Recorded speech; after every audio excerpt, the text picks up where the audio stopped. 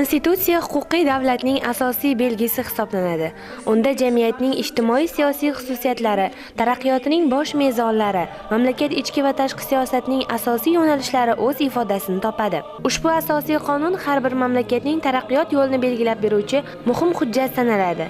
Asosiy qomusimiz O'zbekiston Respublikasi Konstitutsiyasi qabul qilingan kun, ya'ni 8-dekabr sanasi mamlakatimizda har yil tantanali ravishda keng nishonlanadi.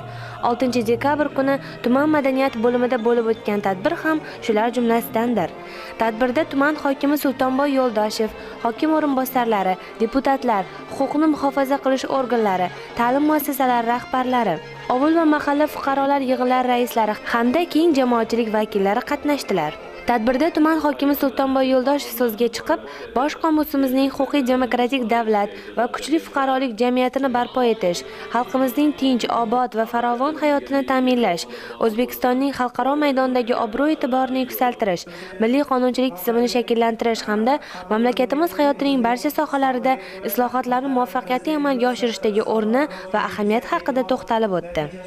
Darhaqiqat, O'zbekiston Respublikasi Konstitutsiyasi inson huquqlari umumjahon deklaratsiyasi va boshqa xalqaro hujjatlar talablariga to'la mos holda inson huquq va erkinliklarini kafolatlash bilan birga shaxsning ma'naviy kamol topishi va har tomonlama uyg'un rivojlanishi uchun zarur shart-sharoitlar yaratdi. Konstitutsiya yurtimizning har bir fuqarosi uchun nafaqat huquq va erkinliklar kafolati, ayni paytda davlat va jamiyat oldidagi burchlarni ham belgilab berdi.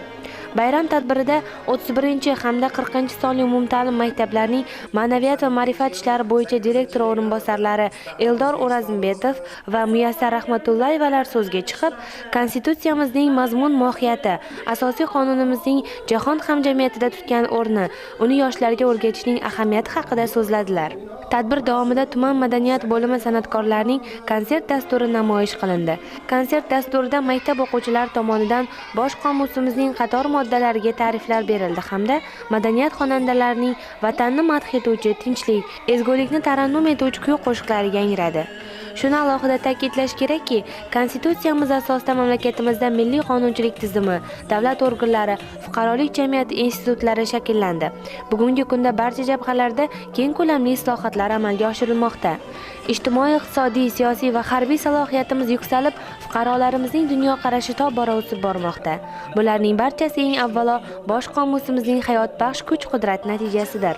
Shuningdek, asosiy qonunimizda yurtdoshlarimizning kelajak avlodlarga ozod va obod vatan qoldirish, ularning baxt va kamolini ko'rishdek orzu-havaslari o'z ifodasini topganligi bilan birga, unda jamiki dunyoviy ne'matlar orasida eng ulug'i inson degan fikr ilgari surilgan va shu asosda fuqaro, jamiyat, davlat o'rtasidagi o'zaro munosabatlarning oqilona huquqiy yechimi belgilab berilgan. Mamlakatimiz ijtimoiy-siyosiy hayotidagi eng muhim sanalardan biri Konstitutsiya qabul qilinganligining 27 yilligi arafasida shuni alohida e'tirof etish lozimki, Konstitutsiyamiz vaqt o'tgan sari o'z nufuzini, xalqaro miqyosdagi obro'-e'tiborini mustahkamlab bormoqda.